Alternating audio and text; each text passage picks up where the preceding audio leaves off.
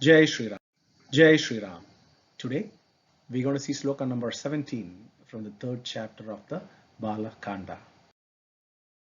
pādukāgryābhiṣēkam ca nandigrāmanivāsanam Dandakaranya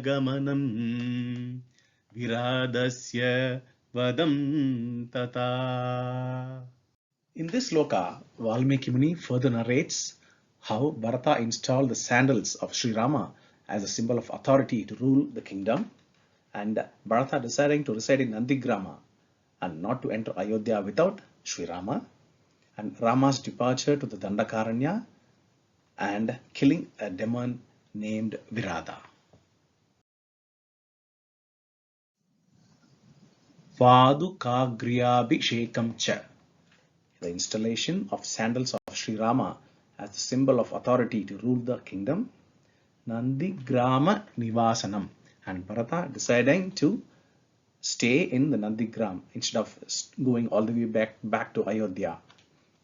And Dandakaranyagamanam, and Sri Rama's arrival or going to the Dandakaranya. Tathā, and virādhasya, Viradha's vadham, killing or slaying of. The sloka again.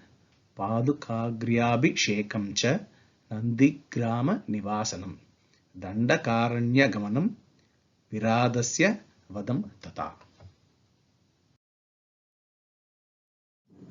Jai Sri Ram.